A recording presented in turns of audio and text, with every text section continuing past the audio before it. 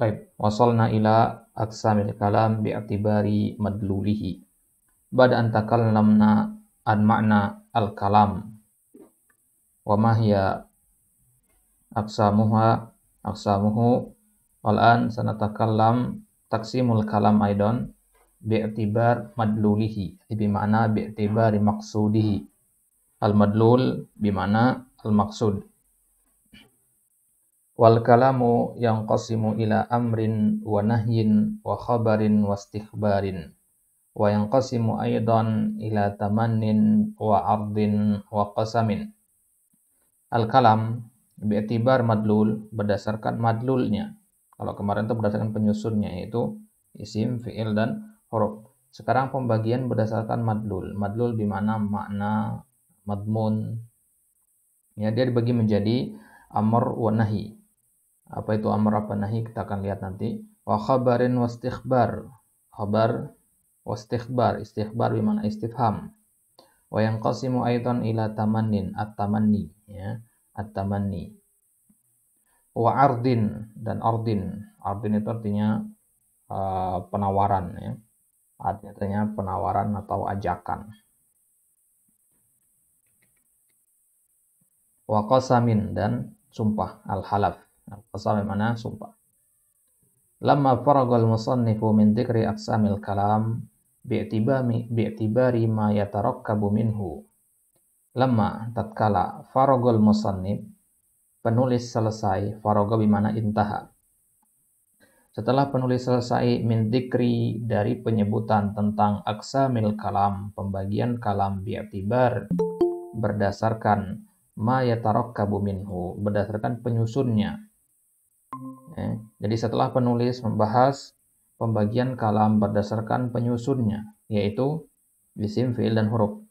Syara'a, syara'a huna bimana bada'a.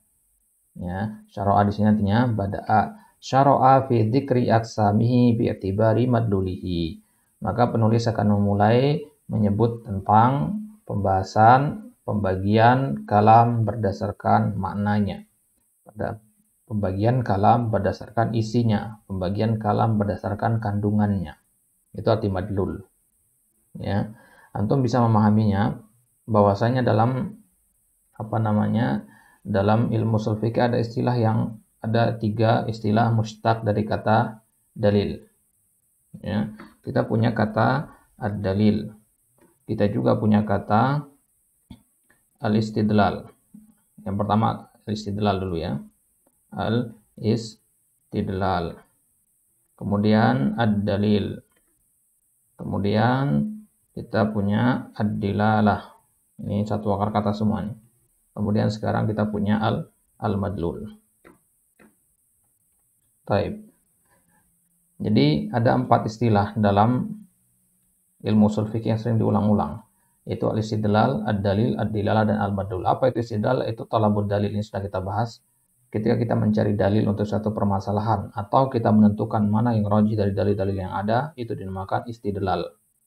Baik, setelah kita punya istidlal, setelah kita mencari dalil, tentu kita dapat dalil. Dalil pengertiannya adalah al-mursyid ilal matlub, yang menunjukkan kita kepada apa yang kita inginkan.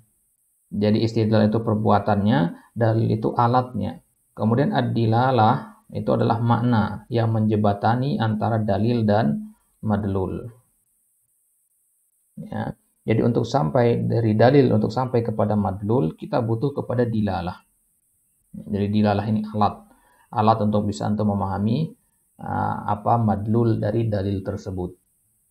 Ya, jadi madlul itu adalah makna kandungan dari suatu dalil. Untuk mengetahui kandungan tersebut kita butuh suatu alat, namanya dilalah. Ya, namanya adalah dilalah. Baik, maka sekarang ini kita akan membahas tentang pembagian kalam berdasarkan madlul ini. Ya, atau kita bisa katakan pembagian dalil berdasarkan madlulnya. Jadi dalil itu dibagi menjadi berapa bagian berdasarkan madlulnya, berdasarkan makna yang dikandung oleh dalil tersebut. Taib. Qauluhu wal kalamu yanqasimu ila amrin. Apa yang dimaksud dengan amr? Ma yadullu ala talabil fi'il, yang menunjukkan atas talabil fi'il. Ini makna amr, ya. Meminta untuk melakukan. Itu namanya talabil fi'il. Contohnya ati' walidaika, taatilah kedua orang tuamu. Ini amr namanya. Ini tentu antum bisa paham. Kalau ada fi'il amr atau ada fi'il mudhari, kemudian kemasukan lamul amr, maka itulah yang dimaksud dengan amr di sini. Jadi selama kalimat itu maknanya adalah meminta suatu perbuatan, maka dia dinamakan amr. Kemudian lawan dari amr yaitu an-nahi. Ma yadullu ala talabit tarki. Menunjukkan atas permintaan untuk meninggalkan. Kalau permintaan untuk melakukan itu amr, permintaan untuk meninggalkan itu nahi. Contohnya la takdzib fi hadithika, jangan berdusta dalam perkataanmu. Berarti la takdzib di sini adalah nahi bentuknya, larangan atau perintah untuk meninggalkan. Kalau tadi perintah untuk melakukan. Jadi al-amr wan nahi itu sama-sama tolab namanya. Ya, berarti bisa antum katakan tolab itu dibagi menjadi dua. Tolabul fi'il dan tolabut tark. Ya, tolab itu ada dua, tolabul fi'il dan tolabu at-tark. Tolabul fi'il itu kita kenal dengan nama al-amr. Tolabut tark kita kenal dengan nama an-nahi. Wa qaluhu khabar. Apa yang dimaksud dengan khabar? Ma yahtamilu sidqa wal kadhiba li zatihi. Ma yahtamilu as-sidqa wal kadhiba li zatihi. Yahtamil artinya kemungkinan. Ya, memiliki kemungkinan. Jadi sesuatu yang yahtamil al-kadhib, ya. Jadi maksudnya dia ada kemungkinan benar dan ada kemungkinan salahnya. Ihtimal artinya kemungkinan. Ma yahtamilu as-sidqa, apa yang ada kemungkinan benarnya dan ada kemungkinan salahnya. Ada kemungkinan jujur, ada kemungkinan bohongnya. Lidzatihi, berdasarkan zatnya. Contohnya, safara Khalidun. Khabar ini kalau kita terjemahkan ke bahasa Indonesia artinya berita. Dan berita itu kan bisa dibenarkan, bisa disalahkan. Ya, contohnya safara Khalid. Khalid telah pergi safar. Bisa kita katakan Khalid, ya, tidak beneran safar. Ya, boleh kita benarkan pernyataan ini, boleh kita salahkan.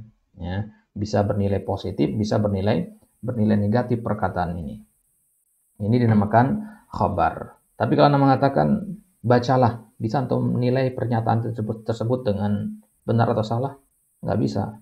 Atau tidurlah. Nah, tidurlah, benar atau salah tidak bisa. Tapi kalau Khalid pergi safar, benar atau salah? Bisa kita katakan benar atau salahnya. Benar jika sesuai dengan faktanya, salah kalau tidak sesuai dengan fakta sebenarnya.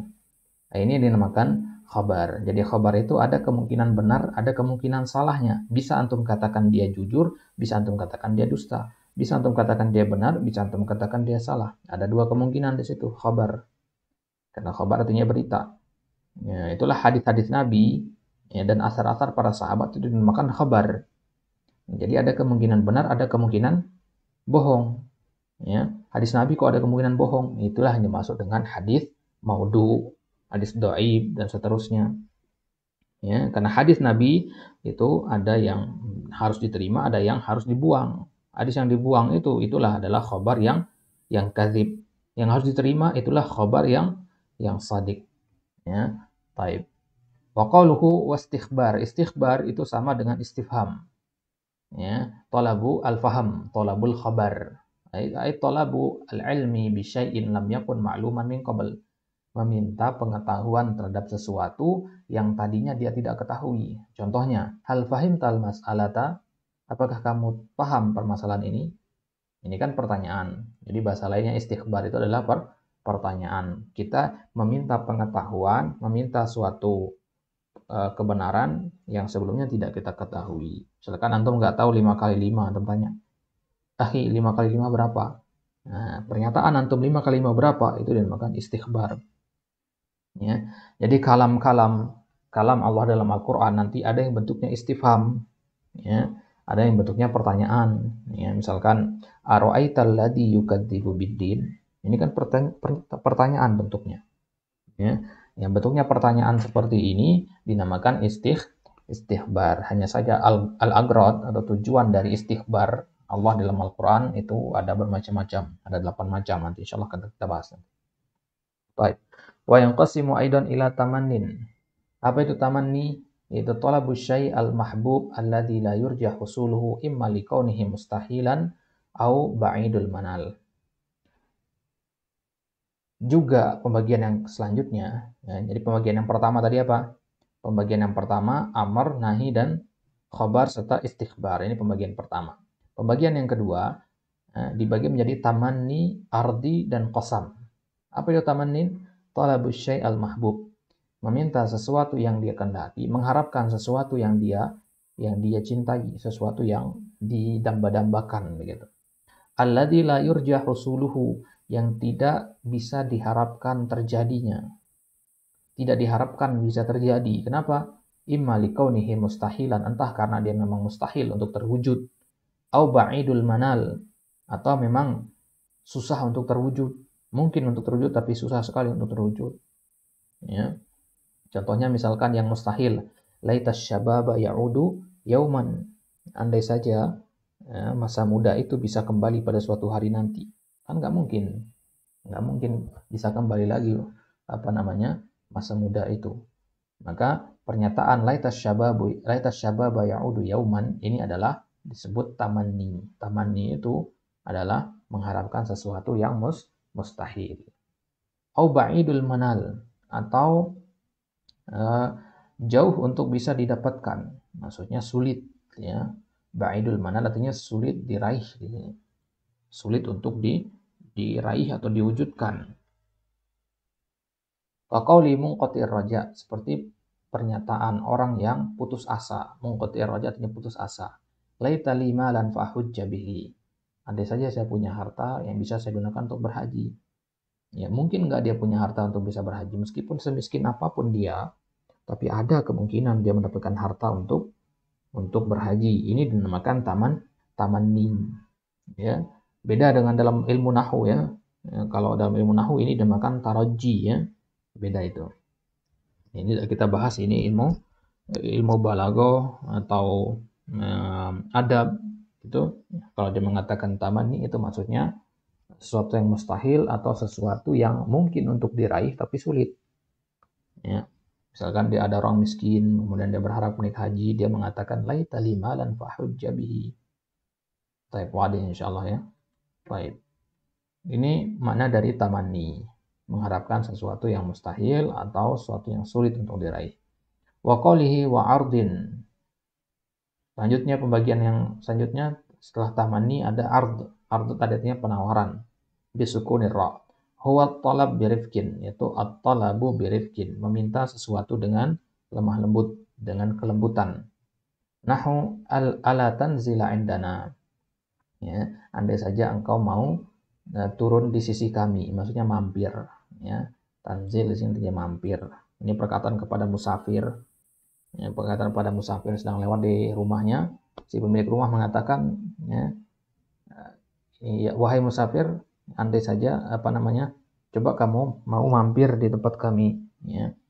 Semoga saja kamu mau mampir di tempat kami. Nah, ini namanya aldin, penawaran. Ya, antum lagi makan, nah, ada teman-teman lewat, tawari makan bang. Nah, itu ardin namanya. Ya, itu namanya ardin, penawaran. Baik. Wa qalihi wa qasamin bi fathil qaf wassin. Kemudian juga kata qasam. Qasam tentu antum sudah familiar dengan kata ini, yaitu al-halaf, ya, bersumpah. Nahu wallahi la af'alanna al-khaira. Contohnya, ya tentunya yang mengandung lafaz al-qasam, ya, huruf-huruf qasam, ya. Wallahi, billahi, tallahi, itu dinamakan qasam. Wa inna ma qala al-musannif wa yanqasimu aidan.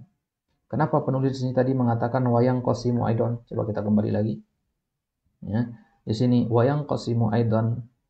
Kenapa kok ada kalimat wa yanqasimu aidan? Kan sini kalam sudah dibagi sama penulis. Ya, kalam sudah dibagi sama penulis. Amar, nahi, khabar, istikhbar. Ini kan pembagiannya. Kenapa tapi Syekh mengatakan lagi wa yanqasimu aidan? Kenapa ada kata ini? Kenapa ada pembagian lagi menjadi tamanin, ardin, dan qasamin? Berarti di sini penulisnya menyampaikan ada dua cara bagi. Pembagian yang pertama yang dipegang oleh penulis adalah pembagian menjadi 4 ini. Kemudian pembagian yang menjadi 3 ini pendapat sebagian dari usuliyin.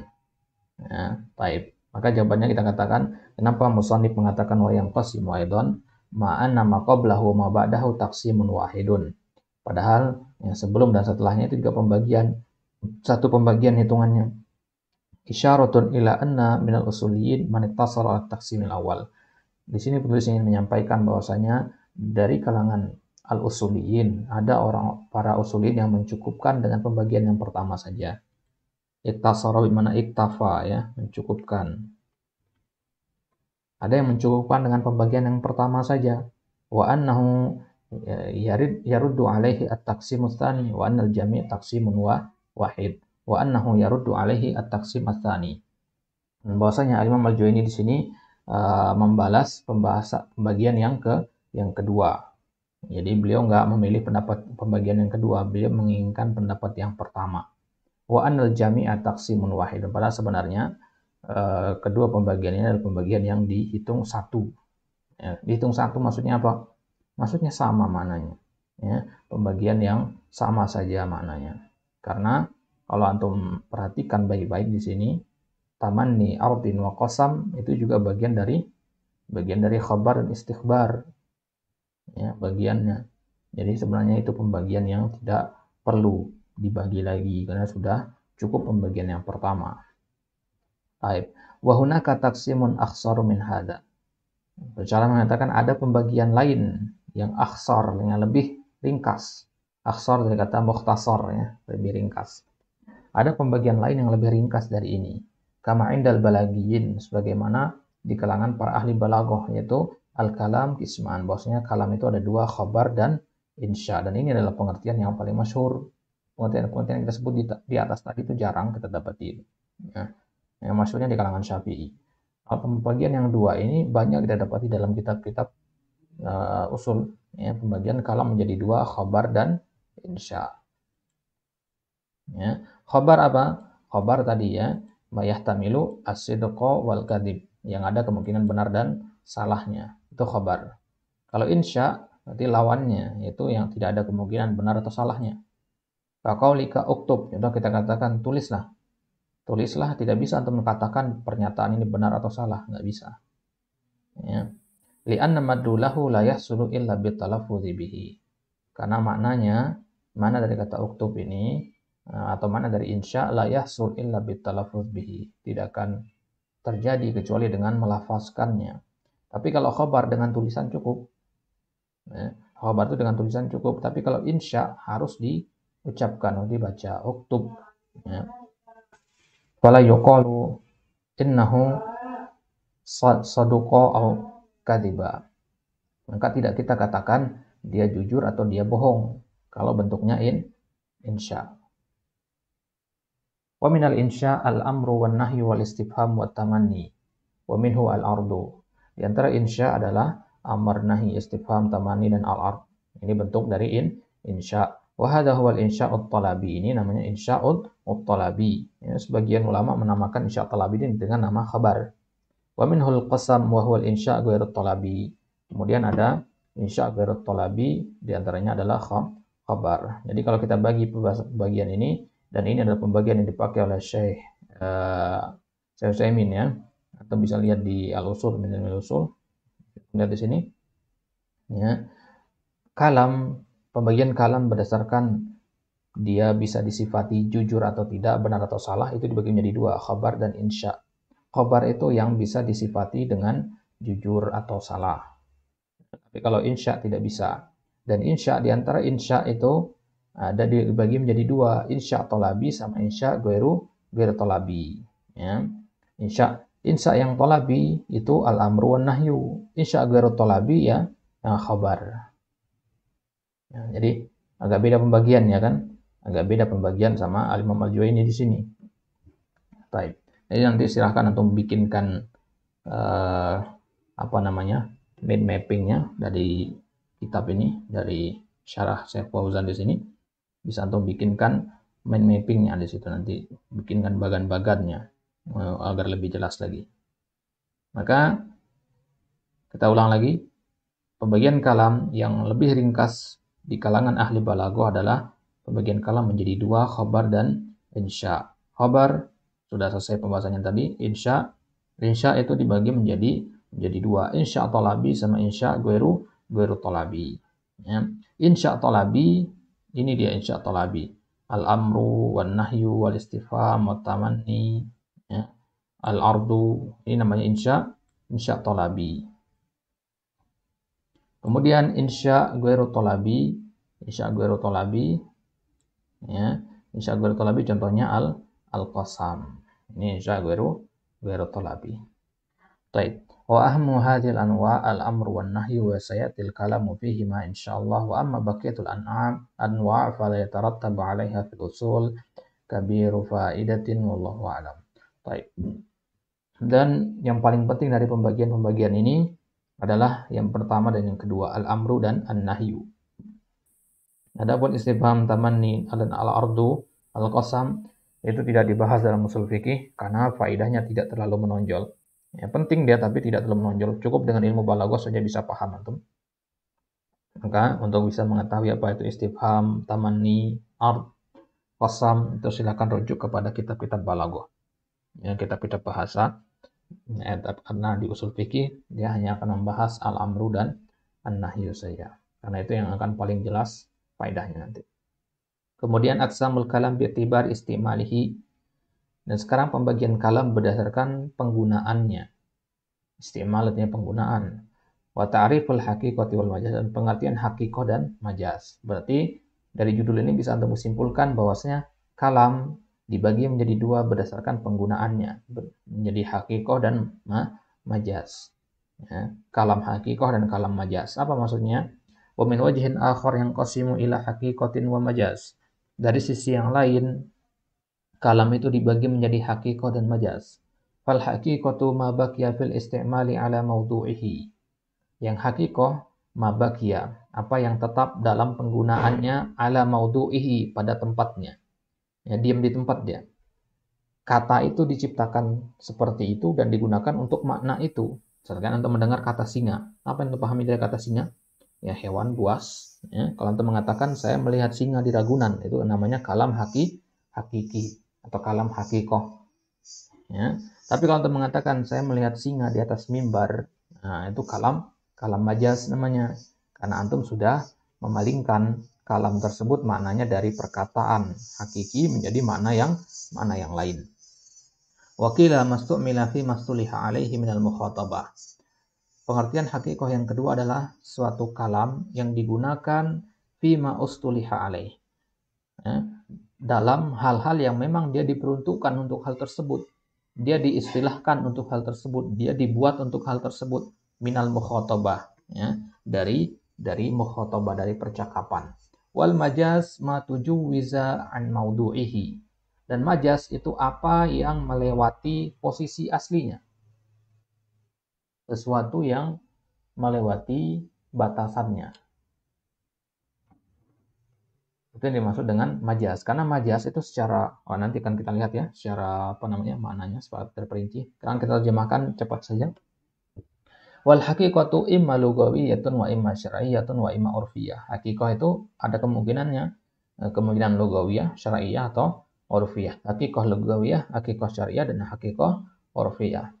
Jadi yang qasimul kalam bi'tibar isti'malil lafzi ila qismain, al-awwal haqiqah, ats-tsani majaz. Fal haqiqah ma baqiya fil istimali ala mawdu'ihi mithlu kalimati asadun lil hayawan al muftaris. Contohnya kata asad, singa. Itu kita gunakan untuk menggambarkan hewan yang buas. Muftaris artinya buas. Fa idza qulta ra'aitu asadan. Kalau mengatakan saya melihat singa di Ragunan. Ya, untuk paham Ragunan itu kebun binatang, tentu di situ singa yang antum maksud adalah hewan buas. Wahia haqiqah, ini namanya haqiqah. Sesuai dengan fakta sebenarnya. Li'annaha lafdzun baqiya fil istimal ala ma wudi'a lahu. Karena dia adalah suatu lafaz yang memang digunakan ya, untuk dalam hal yang memang dia diperuntukkan untuk itu. Wa huwa al-hayawan. Wa hadha ta'rib ya, wa hadha ta'rib yaruddu alaihi annahu khasun bil haqiqatil lughawiyyah fala yashmulu syar'iyyata wal 'urfiyyah kama sayati wa alaihi fahuma minal majazi indal musannif. Pengertian ini tidak perlu ini baca. Tsumma dzakara al-musannif ta'rifan akhar lil haqiqah wa mastumila fi mastuliha alaihi minal mukhatabah. Kemudian Al-Imam Al-Juwaini menyebutkan pengertian yang lain untuk hakiko, yaitu mastu'mila fi mastuliha alaihi minal mukhatabah. Ini pengertian yang beliau sebutkan dalam kitab Al-Burhan. Ya, jadi Al-Imam Al-Juwaini punya kitab namanya Al-Burhan. Di situ beliau sebutkan pengertian yang ini. Baik. Wa qawluhu ma ay labdun. Ya, ini ma di sini dibaca labdun. Lafaz yang digunakan sesuai dengan fungsi sebenarnya. Itu saja. Ya. Lafaz yang digunakan sesuai dengan penempatannya, sesuai dengan fungsinya. Ya, antum pakai topi di kepala antum. Nah, ini namanya hakikoh. Karena memang topi diciptakan untuk ditaruh di kepala. Tapi kalau antum pakai topi untuk lutut antum misalkan, nah ini namanya majaz. Baik. Wa qaluhu ustu'mila mabniun lima lam yusamma fa'iluhu. Ustu'mila, lafaz ustu'mila itu mabni lima lam yusamma fa'iluhu, atau istilah lainnya mabni lil majhul. Wa naibul fa'il dhamirun mustatir ya'udu alama. Wa qaluhu fima ay fi makna. Fima fi makna istilah alai, dalam makna yang memang dia diciptakan untuk itu. Ya, karena setiap kata itu punya makna yang dia wakili. Meja, dia mewakili suatu benda yang berbentuk persegi, ada 4 kakinya, terbuat dari kayu atau dari besi atau dari plastik dan seterusnya. Ya, Muhammad, kata Muhammad, itu mewakili makna seorang laki-laki, ya, namanya Muhammad, kemudian dia hanya satu orang saja, sifatnya begini-begini. Ya. Jadi satu lafaz itu punya makna yang diwakili oleh lafaz tersebut. Dan kalau makna tersebut, atau kalau lafaz tersebut kembalinya kepada makna yang memang dia diperuntukkan untuk makna tersebut, maka itu yang disebut dengan hakikah. Baik. Wa qaluhu ustuliha alaihi mabniun lima lam yusamma fa'iluhu wa ma ba'dahu naibu fa'il ay ustuliha ala anna hadzal ma'na lidzalikal lafz. Baik. Wa qaluhu minal mukhatabah bi kasri ta. Ya, mukhatibah, ya, bi kasri ta ala zinati ismil fa'il ay minal jama'ah al mukhatabah ghairaha, al jama'ah al mukhatabah ghairaha ay khatabtu ghairaha bidzalikal lafzi wa yantu lidilalah ala dzalikal ma'na bi nafsihi sawa'un baqiya lafdu ala mawdu'ihi lugawi aw lam yabqa ala mawdu'ihi lugawi bi an nuqil anhu wastumila fi mawdu'ihi syar'i aw al urfi. Wala hadala naqra. Wal istilahu makna istilah itu apa? Ittifaqu qaumin ala istimali syai'in fi syai'in ma'lumin indahum. Ini maksud dengan istilah. Sehingga kita dengar kata istilah, ya. Istilah ini artinya ini, ya. Apa itu maksud istilah? Ittifaqu qaumin, kesepakatan sekelompok orang, kesepakatan dari jamaah, sekelompok manusia, ala istimali syai'in, untuk menggunakan sesuatu, fi syai'in ma'lumin, untuk sesuatu yang sama-sama diketahui di kalangan mereka. Contohnya, misalkan kita mengatakan kita ingin menyampaikan makna orang yang suka mencuri. Orang yang suka mencuri itu kita istilahkan apa?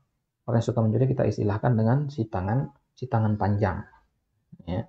Jadi kata si tangan panjang itu istilah namanya. Istilah yang kita gunakan untuk menyampaikan sesuatu yang kita sama-sama ketahui, yaitu orang yang suka mencuri. Orang yang suka mencuri itu kita ungkapkan dengan bahasa yang lain. Dan bahasa yang lain ini adalah bahasa yang kita sepakati. Dan bahasa yang kita sepakati inilah yang kita namakan dengan istilah. Jadi istilah itu poin utamanya adalah harus dia disepakati. Ya, istilah itu harus disepakati. Nggak boleh ada perbedaan. Misalkan dalam satu daerah, tangan panjang itu artinya orang yang memang tangannya panjang. Begitu. Terlahir dengan tangan yang panjang. Berbeda dengan daerah yang lain misalkan, nggak bisa seperti itu bukan istilah namanya, ya, itu ungkapan satu daerah beda dengan daerah yang lain begitu. Jadi istilah itu harus dia disepakati oleh banyak orang dalam penggunaannya, tidak ada perbedaannya.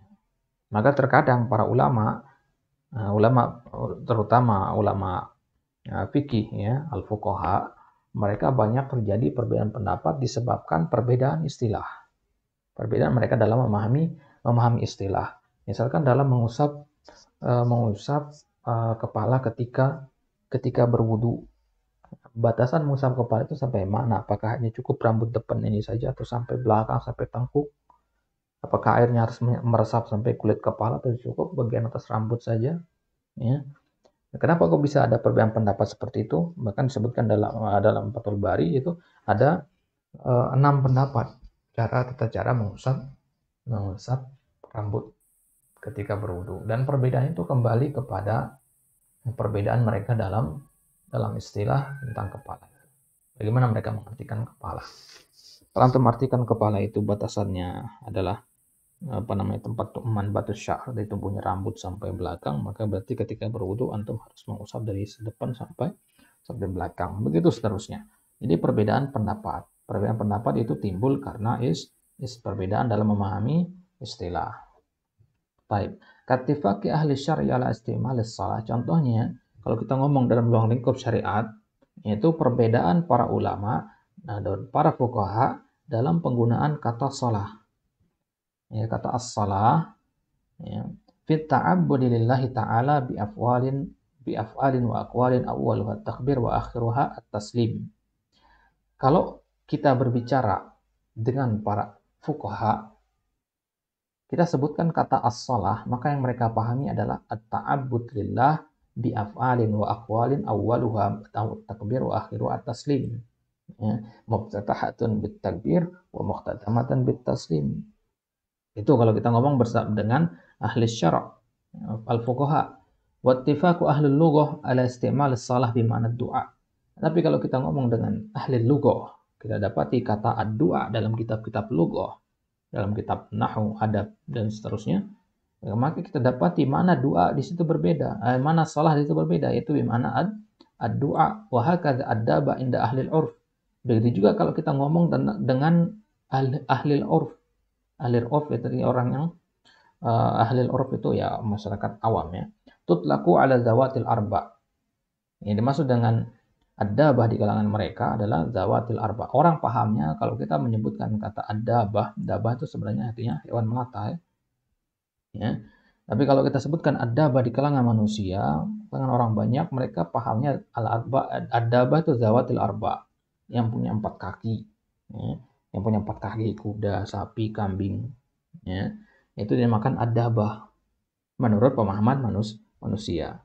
Pemahaman kebanyakan orang. Jadi ahlul urf itu pemahaman mayoritas orang, maksudnya bagaimana kebiasaan mereka mengartikan kata tersebut, itu dinamakan ahlul urf. Baik, kita akan lihat insyaallah perinciannya nanti. Wa hadza ta'rif ya'ummu anwa'al haqiqatis salasah. Pengertian ini mencakup jenis-jenis hakikoh yang 3. Ya. Apa saja? Wa qad asbata al-musannif wal haqiqata syar'iyyah wal urfiyah. Ya. Penulis menetapkan di sini hakikah syar'iyyah dan hakikah urfiyah. Hakikah lugawiyah tidak ada. Nanti di bawahnya. Wa hadha yadullu ala ikhtiyarihi li hadha at-ta'rif wa in kana taqdimu lit-ta'rif al-awwal yaqtadi tarjihuhu wallahu alam. Dan ini menunjukkan pemilihan dari perajjihan dari Al-Imam Al-Juwaini terhadap pengertian ini. Wa in kana taqdimu lit-ta'rif al-awwal yaqtadi tarjihuhu, karena beliau mengedepankan pengertian ini berarti beliau menganggap pengertian ini yang beliau rojihkan dari pengertian-pengertian yang ada. Coba untuk kembali ke matannya. Jadi dikatakan tadi wal haqiqah imma lughawiyah wa imma syar'iyyah wa imma urfiyah. Nah, maka haqiqah yang beliau pegang oleh Imam Juwaini adalah haqiqah yang pertama, itu haqiqah lughawiyah. Haqiqah lughawiyah itu yang paling penting. Ya. Meskipun nanti misal ada perbedaan antara haqiqah lughawiyah, syar'iyyah dan urfiyah, maka yang dipegang adalah haqiqah lughawiyah terlebih dahulu, baru berpindah ke syar'iyyah, baru pindah ke urfiyah. Urutannya seperti itu menurut Imam Al-Juwaini. Baik. Wa hunaka ta'rifun akhsar wa ashmal wa huwa al-haqiqah al-lafdul al-musta'malu fi mawdi'a lahu. Dan ada pengertian yang lebih ringkas dan lebih luas cakupannya. Nah, antum bisa pilih di antara 3 pengertian itu, bisa dipilih yang mana yang mau untuk menghafalkan. Di sini al-lafdhu al-musta'mal fi mawdi'a lahu. Suatu lafaz yang digunakan sesuai dengan fungsinya. Sama saja maknanya dengan pengertian yang di atas, hanya saja dia lebih ringkas. Al-lafdhu jinsun fit ta'rif yashmulu al-mu'arraf wa ghayrahu wa qawluhu al-musta'mal qaidun fit ta'rif yakhruju al-muhmal. Ya. Lafaz yang digunakan, lafaz yang terpakai. Berarti ya, kalau al-muhmal itu nggak masuk ke sini. Al-muhmal artinya yang tidak terpakai. Wa huwa alladzi laisa lahu makna, maksudnya yang tidak ada maknanya. Mithlu days, ya, days maqlubu zaid, ya. Kata zaid kalau diambil dari belakang, ya, dal ya zat, jadinya seperti ini. Maknanya ini apa? Musta'mal indal Arab, la yusta'mal indal Arab. Tidak digunakan di kalangan orang Arab kata days itu. Ya, kata dizun tidak ada dalam bahasa Arab, maka dia tidak termasuk dalam hakikoh. Karena syarat hakikoh yang pertama dia harus berbentuk lafaz yang musta'mal. Ya, lafaz itu diartikan oleh disebutkan dalam al-usul, ilmu usul sama Syaikhul bahwasanya berarti isyarah tidak termasuk.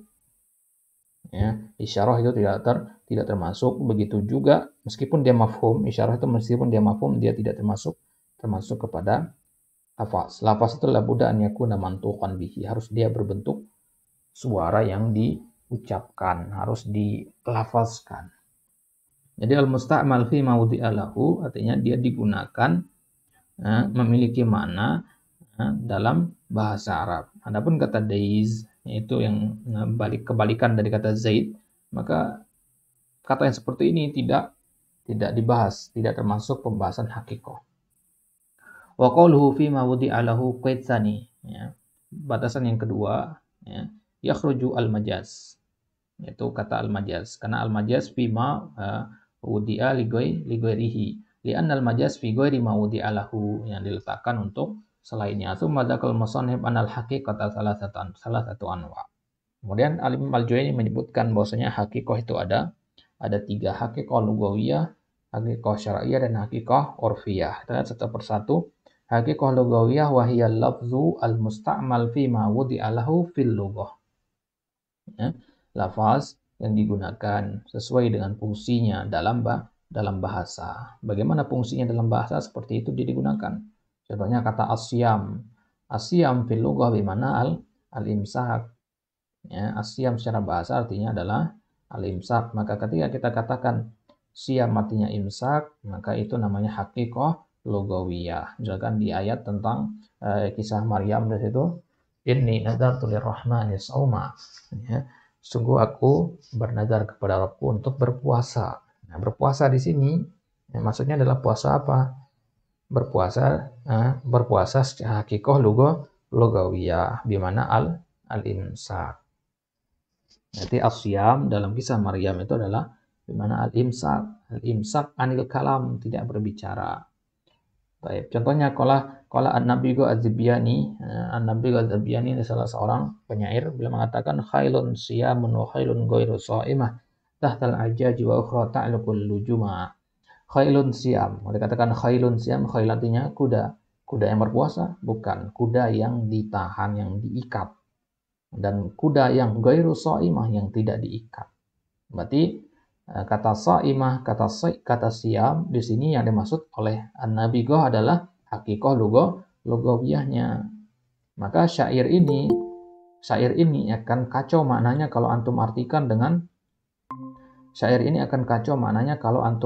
dengan hakikoh syar'iyah. Kuda yang berpuasa, bagaimana kuda yang berpuasa? Ya, maka pintar-pintar antum mengartikan suatu lafaz. Antum menginginkan hakikoh lugawiyah, syar'iyah atau urfiyah. Ya, baik. Ai khailun mumsatatun 'anil jari wal harakah wa qila 'anil alab. Jadi khailun siam itu kuda yang terikat, ditahan, tidak boleh pergi, tidak boleh berlari, tidak boleh bergerak. Atau juga yang dimaksud dengan khailun siam adalah kuda yang ditahan untuk tidak makan, nggak boleh pergi merumput. Kemudian hakikoh syar'iyyah, al-lafdzul musta'mal fi ma wudida lahu fi syara', yang digunakan dalam sesuai dengan fungsinya dalam syara'. Kas-shalah fa inna ma'naha at-ta'abbudu lillahi ta'ala bi af'alin wa aqwalin awwaluha at-takbir wa akhiruha at-taslimu 'ala sifatil makhsusah. Ya, kalau antum sering mengartikan sesuatu, ya kan, misalkan al-khabaru lughatan, al-khabaru istilahan, al-khabaru syar'an. Ya, istilahan sama syar'an kurang lebih sama dia. Ya, istilahan itu inda lugawiyyin, syar'an hadza inda al-fuqaha wal usuliyyin. Baik.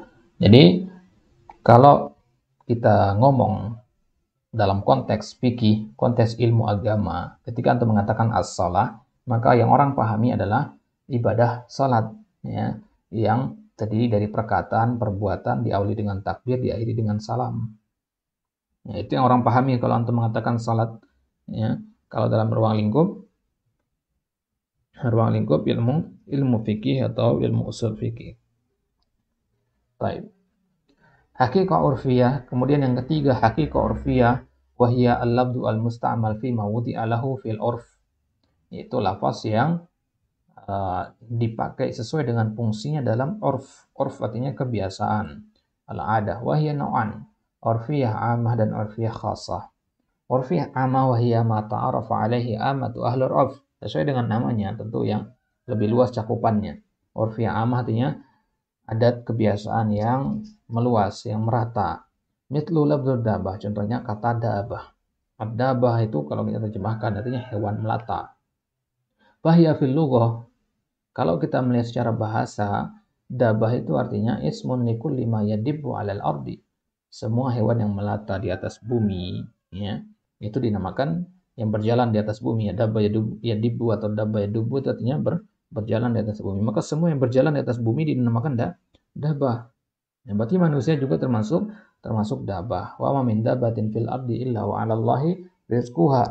Ya, semua yang melata, semua yang berjalan di atas muka bumi ini adalah berada di tangan Allah rezekinya.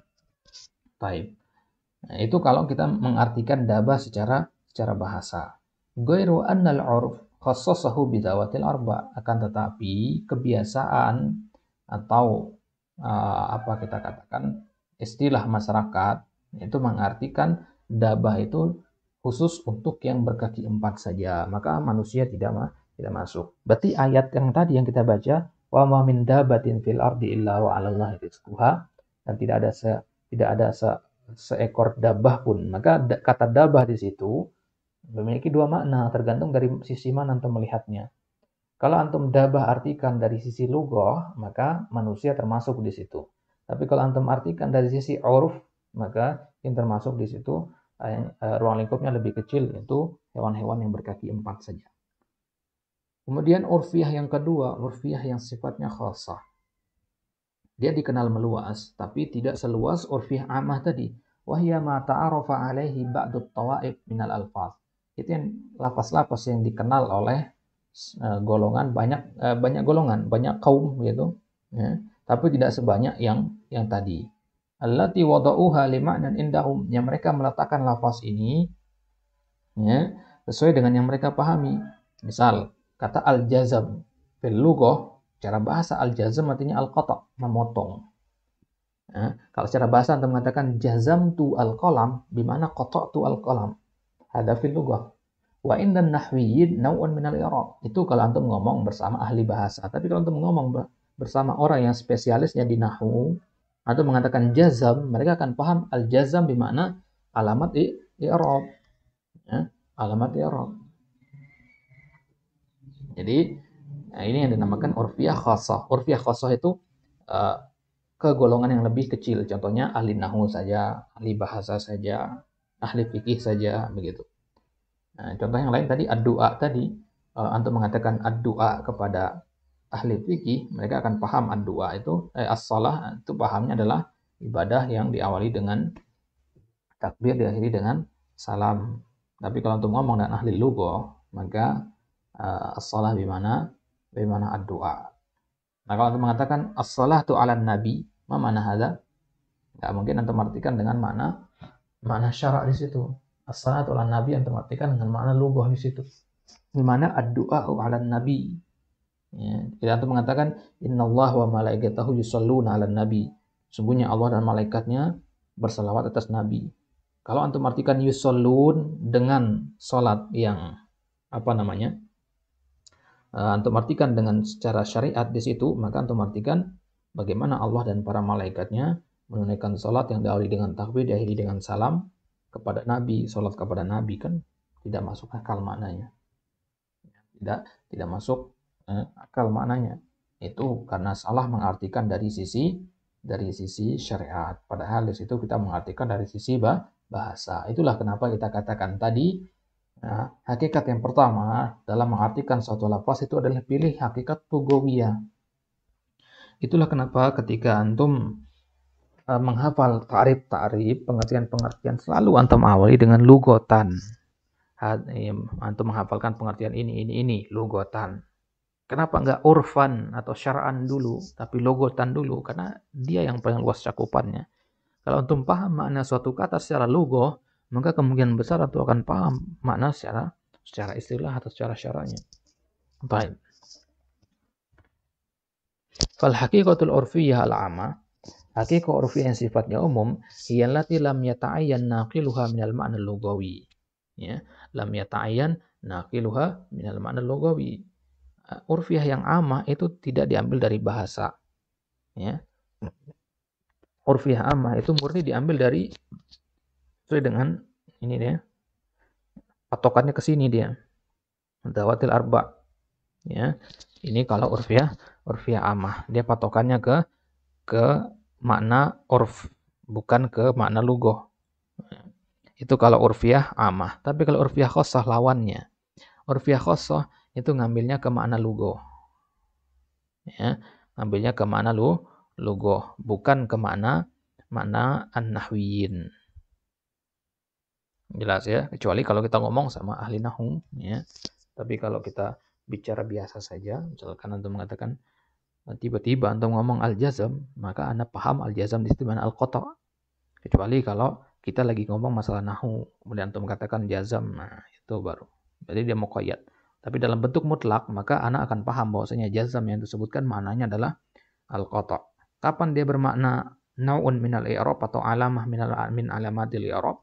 Ya ketika kita sedang membicarakan nahwu, konteksnya lagi pembicaraan tentang nahwu. Maka di situ kita katakan al-jazm bermakna nau'un minal i'rab. Hadza waqad asyara Ibnu Badran ila al-fa'idati min ma'rifati aqsamil haqiqah. Kemudian sebenarnya apa sih pentingnya kita mengetahui pembagian hakikoh ini? Ini sudah disebutkan oleh Ibnu Badran, ya, salah seorang usuluddin, dalam kitab beliau Al-Madkhal, dan mengatakan wa mata warada al-lafdhu wajaba hamluhu 'ala al-haqiqah fi babihi lughatan aw syar'an aw urfan. Setiap kali kita mendapati satu lafaz, wajib kita membawa lafaz itu kepada hakikoh. Ya, ingat, bawa kata yang kita dengar itu kepada hakikoh dulu.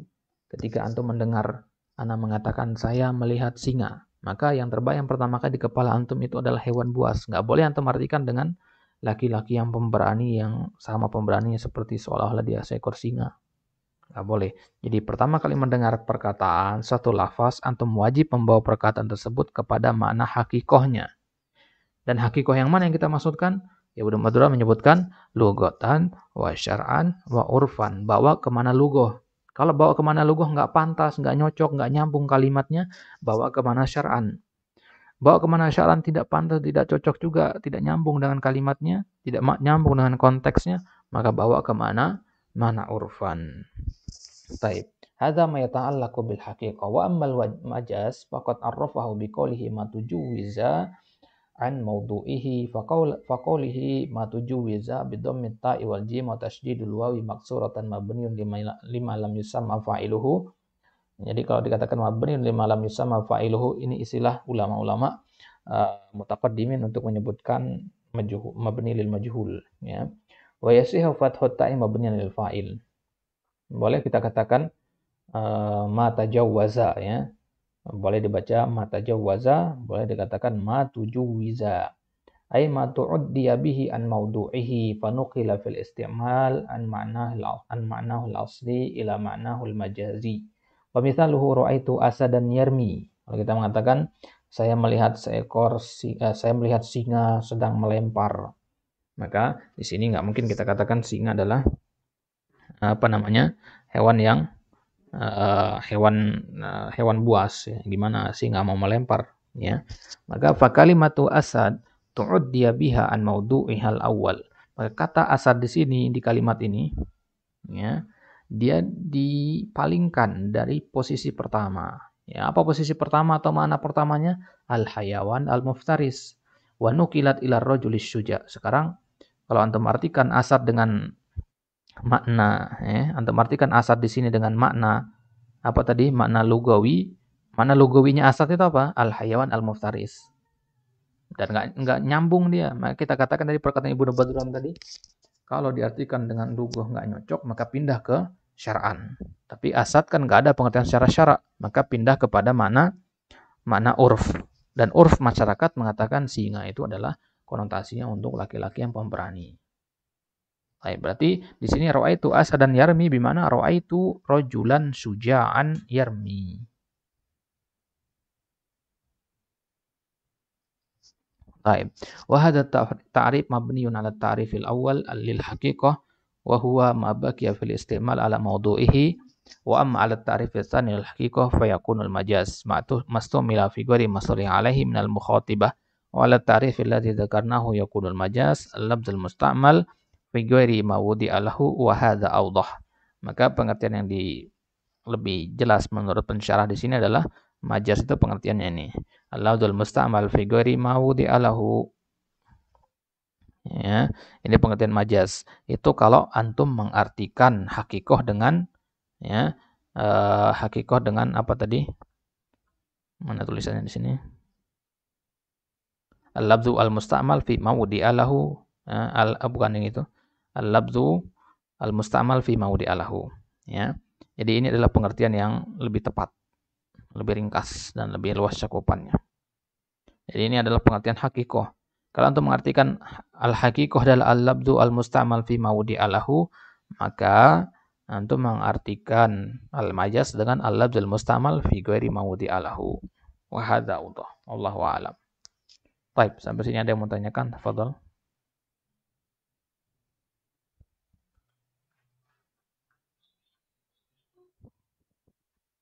Silakan kalau ada yang mau tanyakan. Atau pusing, ada yang mau tanyakan ini? Ustaz. Berarti seorang mufassirin itu harus paham dari ayat-ayat itu dari sisi dia harus ahli sebagai lugawiyin, usulin dan lain-lain juga Ustaz. Nggak cuman sekedar itu aja. Baik. Jadi seorang mufassir memang benar harus dituntut untuk paham hal yang seperti itu. Karena sebelum antum ke sana, antum harus paham dulu bahwasanya ayat-ayat Al-Qur'an di antara i'jaz Al-Qur'an, jelas paham mana i'jaznya? Mukjizatnya Al-Qur'an itu adalah dia bisa satu lafaz bisa memiliki banyak makna. Ya, bisa memiliki banyak makna. Salah satunya adalah dia dilihat dari sisi lughah bisa, dari sisi syara' bisa, dari sisi istilah bisa, dari sisi urf bisa. Nah, itu dan semua makna itu tidak bertentangan semua. Contohnya tadi kata dabah tadi dalam ayat tadi. Dabah itu bisa diartikan secara lughah, bisa juga diartikan secara urf dan tidak ada pertentangan antara dua makna tersebut. Ya, contohnya misalkan di surat Al-Asr, wal asr. Kata al-asr di situ kan banyak penafsiran para ulama di situ. Dan penafsiran itu tidak ada yang bertentangan. Ya, penafsiran tidak ada yang bertentangan. Al-asr itu ada yang mengartikan al-asr dengan waktu salat asar. Ada yang mengatakan al-asr di situ adalah zaman dan seterusnya. Banyak penafsiran di situ. Nah, jadi ayat-ayat Al-Qur'an memang seperti itu. Nah, maka seorang mufassir dituntut untuk paham, yang pertama kali adalah untuk paham bahasa. Ya, jadi syurutul mufassirin atau syurut wa adabul mufassir. Ya, jadi nanti akan kita pelajari di usul fit tafsirnya Syekh Utsaimin ya, bahwasanya seorang mufassir itu harus punya syarat 3 secara umum. Ya, asyurut al-akhlaqiyah, syarat yang berkaitan dengan akhlak, asyurut al-ilmiyah, syarat yang berkaitan dengan sifat ilmiahnya, keilmuannya, kemudian asyurut al-aqliyah. Ya, syarat dari bagaimana dia mengistinbat, dari bagaimana dia beristidlal dari dalil-dalil yang ada. Ya, maksudnya logikanya lurus enggak, akalnya sehat enggak untuk bisa menyimpulkan sesuatu sesuai dengan yang diinginkan oleh syariat. Nah, maka di antara syarat ilmiah seorang mufassir adalah an yakuna fahiman bil lughah. Dia harus paham bahasa. Harus paham bahasa. Dan bukan hanya bahasa saja, tapi juga dia harus paham muqtadayat lughah, harus paham apa-apa yang muqtado dari lughah. Salah satu muqtado lughah ya hal seperti ini namanya. Fikih lughah istilahnya kalau kita lihat ya. Ada harus paham fikih lughah. Baik, berarti simpulannya, seorang mufasir memang butuh untuk memahami bahasa baru bisa dikatakan dia sebagai seorang ahli tafsir. Wallahu taala alam. Baik, pada pertanyaan yang lain, silakan. Ustaz, Betul. bisa dijelaskan lagi Ustaz paragraf ini? Fal haqiqatul urfiyatul ammah hiya allati lam yata'ayyan naqiluha minal ma'na lughawi. Baik, fal haqiqatul urfiyal ammah hiya allati lam yata'ayyan naqiluha minal ma'na lughawi. Bentar.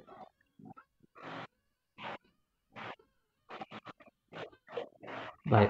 Jadi haqiqah al-urfiyah yang amah ya, perhatikan yang amah. Ini maksudnya yang pertama. Al-haqiqah al-urfiyah al-amah ya. Hiya allati lam yata'ayyan naqiluha minal ma'na lughawi. Dia tidak berpatokan. Antum artikan lam yata'ayyan naqiluha ini tidak berpatokan kepada makna lughawi. Maksudnya dia enggak memilih makna lughawi. Ya. Dia tidak memilih makna lughawi.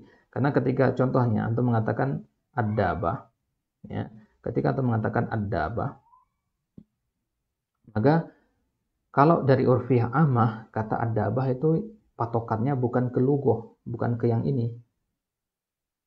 Ya, kalau ini makna secara bahasanya kan. Ya, ikul lima yadubu alal ardi.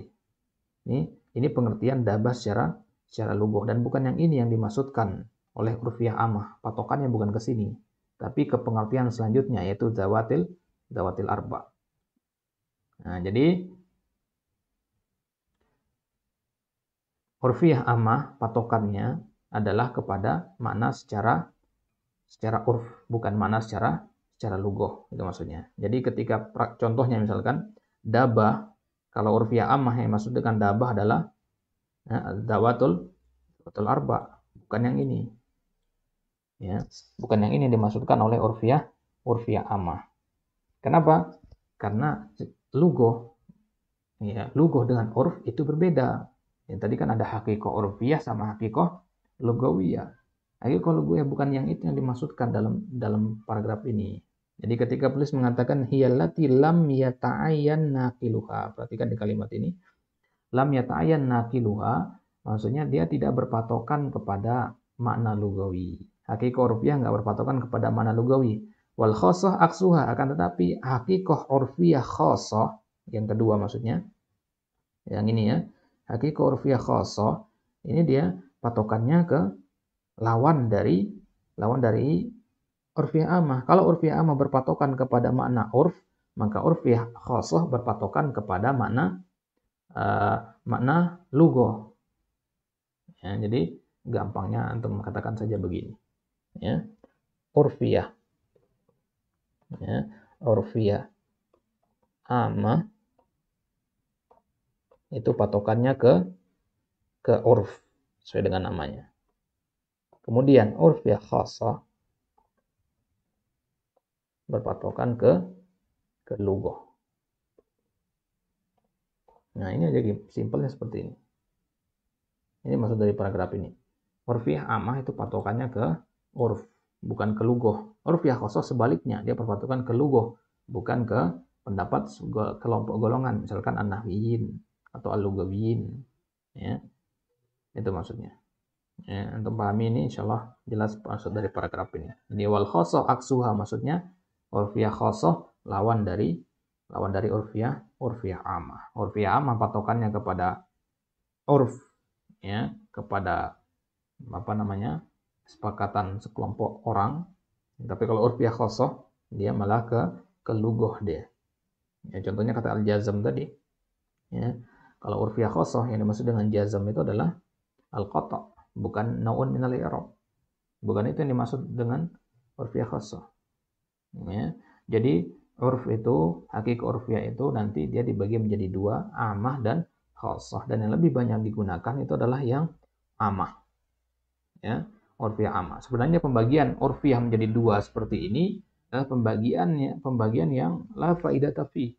La yaziduka ilman wala fahman bal yaziduka suda'an. Sebenarnya nggak penting pembagian seperti ini. Hanya saja di antara kebiasaan ulama usuli adalah ya seperti itu, membagi sesuatu yang seharusnya tidak pernah dibagi. Ya. Guru kami di Ma'hadil Ulum, Syekh Dr. Hasan Asy-Syinkiti hafizahullah, beliau ketika mensyarah kitab Mukhtasar Ar-Raudhah At-Tufi, Bulbul At-Tufi, beliau mengatakan ya, di antara yang memberatkan mempelajari ilmu usul fikih itu adalah metode taqid, metode pembagian dari para usuliyin, membagi sesuatu yang seharusnya nggak perlu dibagi. Ya, ini di antaranya. Pembagian urf menjadi dua, amal dan khassah, la faidata fi. Ya, karena yang mayoritas kita temukan dalam pembahasan usul fikih itu urfiyah yang sifatnya amah ini, yang khassahnya sedikit. Ya, padahal orang-orang usul fikih yang mengatakan al-qalil an-nadir la tibara fi. Sesuatu yang sedikit enggak dianggap, enggak tibar jadi. Maka urfiyah khassah la tibara fi. Enggak perlu dianggap. Jadi antum jangan terlalu fokus di pembagian ini, cukup antum pahami apa itu hakikoh dari apa yang dimaksud dengan hakikoh urfiyah, hada yakfi. Ya. Ma'a al-mithal. Ya. Hafalkan pengertian dan contohnya hada yakfi. Baik. Nanti akan kita lanjutkan ya, kalau ada kesempatan di kitab yang lain nanti akan kita lebih dalami lagi. Hal hunaka majaz bil Quran wa hal mamana hal majaz yu'tabar dalilan aw kaif. Sanaqra insyaallah fi al-kutub untuk di dalam kitab-kitab yang memang untuk level lanjutan. Adapun di kitab Muraqat ini ya kita cukupkan dengan mengenal bagian permukaannya saja sudah cukup. Baik. Ada? Wadih ada? Nah, wadih Ustaz. Jazakallahu khair. Baik, yang lain ada yang menanyakan?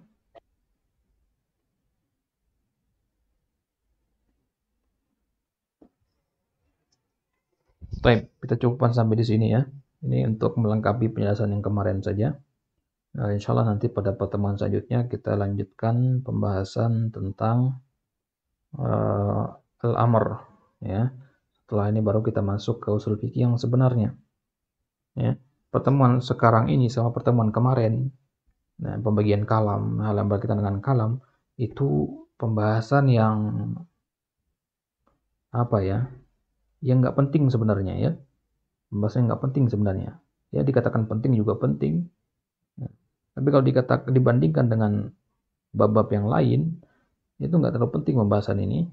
Karena buktinya di dalam kitab-kitab itu tidak akan menemukan pembahasan ini lagi. Kecuali dalam kitab-kitab yang memang sifatnya mausu'ah, yang sifatnya melebar gitu ya. Jenis kitab Al-Burhan dan sebagainya, ya, Al-Mustasfa, untuk mendapati penjelasan ini. Tapi dalam kitab-kitab yang seperti ini, kitab-kitab mayoritas yang ada di pasaran, ya antum akan dapati penjelasan ini, karena memang penjelasan ini sangat dekat sekali dengan ilmu bahasa. Jadi nggak perlu dicampur aduk gitu ya. Para penulis kitab usul semisal Syekh Utsaimin misalkan memasukkan ini dalam pembahasan balaghah. Ya, hal yang seperti ini dibahas dalam balaghah, jadi nggak perlu lihat di usul fikih, bikin bingung gitu. Karena mencampur usul fikih dengan lughah. Taib. Jadi pembahasan ini insyaallah akan kita lanjutkan nanti di pertemuan selanjutnya insyaallah taala.